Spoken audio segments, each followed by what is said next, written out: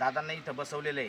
तर इथं करायचं काय आहे, ही मांडणी जी केलेली आहे याच्यावरती आपण नवनाथांना, कुलदेवी कुलदेवताला आणि आपल्या गुरूंना मान कशा पद्धतीने देतो आणि याची पूजा विधिवत पद्धतीने कशी करतो. तर आता आपण सर्वात प्रथम हळदीचं जे प्रतीक आहे, पार्वती मातेचं जे प्रतीक आहे हळदीचं, यांनी सगळ्या पानावरती गोरक्ष जालिंदर चर्पटाक्ष आडबंग कानिफ मचिंद्राध्याय चौरंगी रेवानं भरतरी संज्ञानं भूम्यानं भुव नवनाथ सिद्ध. नवनाथांचं नाव घेऊन, कुलदेवीचं नाव घेऊन आणि गुरुचं नाव घेऊन या सर्व पानांवरती पहिला हळद टाकायची, मग कुंकू टाकायचं. पहिला हळद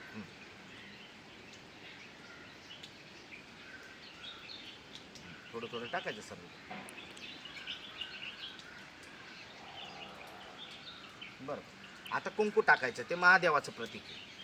म्हणजे नवनाथांना, कुलस्वामीला कुलस्वामिनीला आणि गुरूंना त्यांचा मान त्यांना मिळाला पाहिजे. आता आपण कुंकू टाकलेलं आहे, कुंकू महादेवाचं प्रतीक आहे. आता आपण गुलाल टाकू. गुलाल जे गणपतीचं प्रतीक आहे. हे सांगण्याचा उद्देश असा की बऱ्याच लोकांना प्रतीक माहिती नसतं, फक्त वापर करण्याचा आहे शुभ कार्यासाठी, त्याच्यामुळे ते वापर करतात. आता तुम्हाला शेंदूर टाकायचं आहे. शेंदूर मारुतीचं प्रतीक आहे.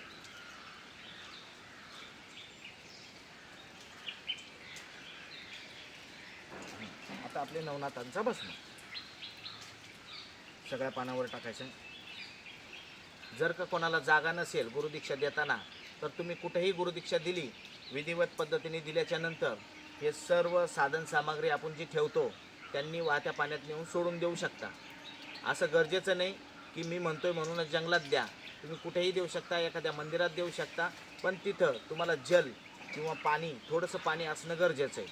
म्हणजे जेणेकरून शिष्याला आंघोळ घालणे या सगळ्या गोष्टी तिथं असणं गरजेचं आहे. आणि आता आपण पंचमातत्व याच्यावरती टाकलेलं आहे आणि विधिवत पद्धतीने परत एकदा तुम्हाला आता त्रिशूळला आणि चिमट्याला भस्म लावायचं आहे. नवनाथांचं नाव घ्या आणि लावा. लावा हलका, त्याचा मान त्याला. आता आपण नवनाथांच्या प्रतीकला किंवा ज्या काही साधना असतात आणि ह्या महत्त्वाच्या पूजामध्ये आपण हा सर्वांनाच मान देऊन आता इथपर्यंत पोचलो आहे. आणि आता आपण देणार आहे गुरु प्याला. तो प्याला माझ्याकडे द्या, जो की विधिवत पद्धतीने पहिल्यापासून चालत आलेला हा गुरु प्याला असतो. आणि याच्यामध्ये काय टाकतो आपण ते देखील सांगतो तुम्हाला.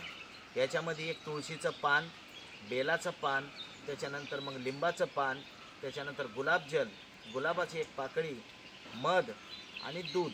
दूध गावरान गाईचं असलं तर चालेल. आणि जर इतर आपण मुंबई सारख्या भागात राहतो, जर गावरान गाईचं नाही भेटलं तर दुधाचा हा मान असतो, म्हणून तुम्ही दूध याच्यात कोणतंही वापरू शकता. आणि गुरुदीक्षा देताना तुम्ही एक लक्षात घ्या की शिष्याला सर्वात प्रथम क्लिअर करूनच गुरुदीक्षा द्या, जेणेकरून त्याची आडापिडा मागची निघून जाते. तर आता त्यांना आपण गुरु प्याला देणार. आता मी प्याला देताना मी काही बोलणार नाही आहे, फक्त व्हिडिओ काढायचा.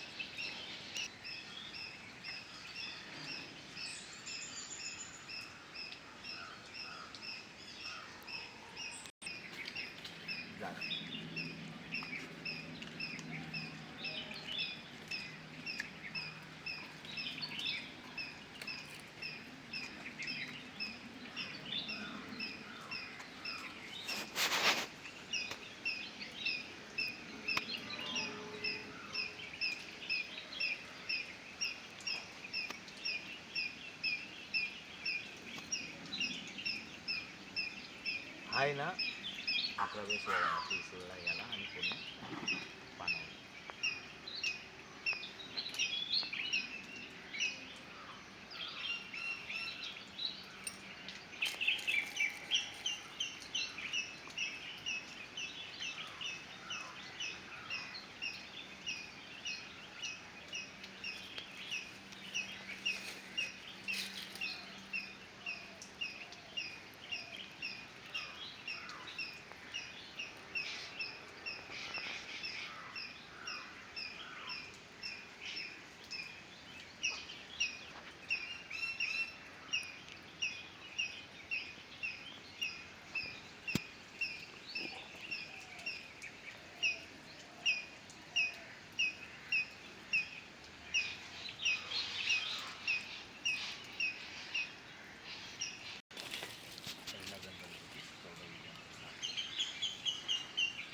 तर मित्रांनो, आता आपण हे जे मंत्र आहेत, बीज मंत्र, गुरुमंत्र, गण, आता आपल्या शिष्याला देतोय.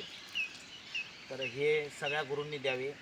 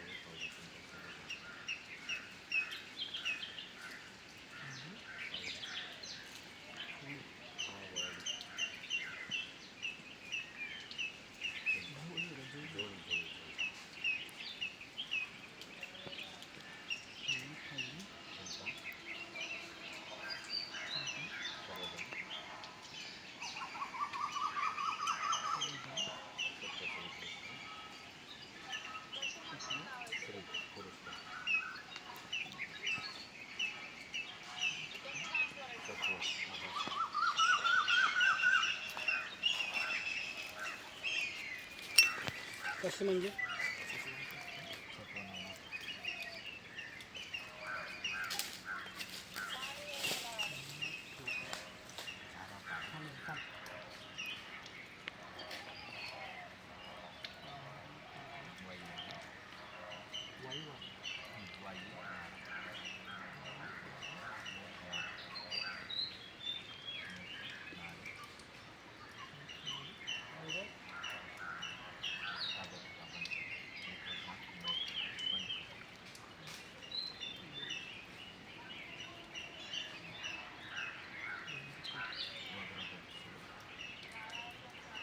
बोला फोन करू नको काम काय म्हणजे फोन आला तर जाऊन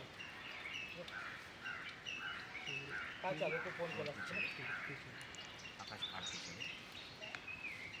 तुला बोललो तो फोन करू नको तर आम्ही दुसऱ्या लागलो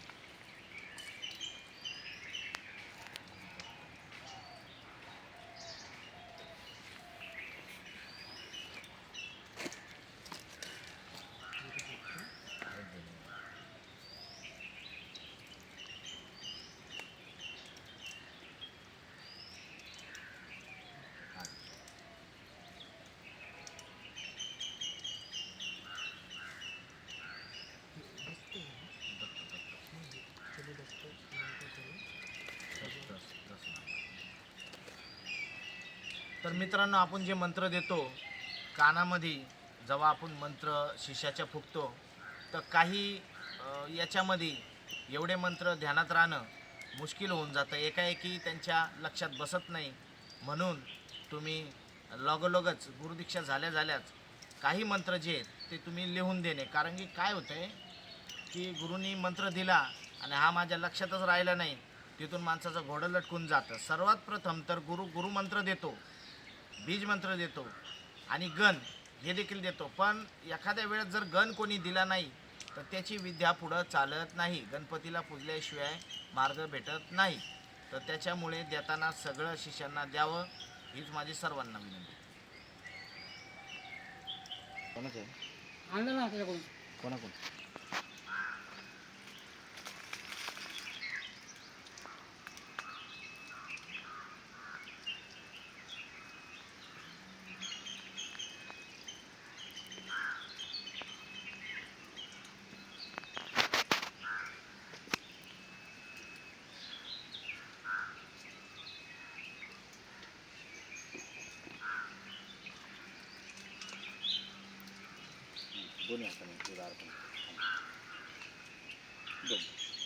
ठीक आहे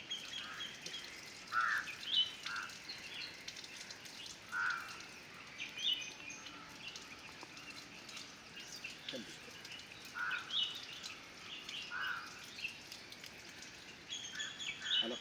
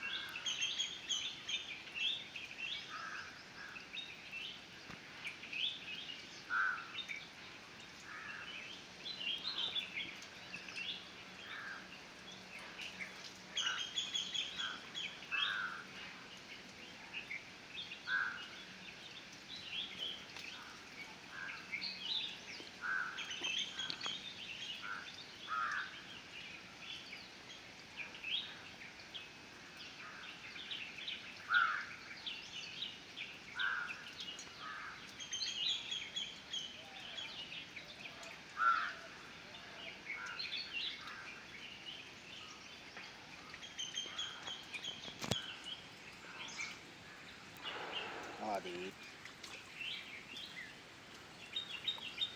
धूम धूम शांती निगाही कडून करण्याची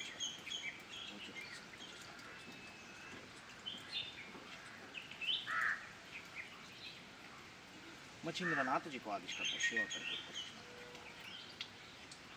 अलख निरंजन आगे आगे गुर अलख निरंजन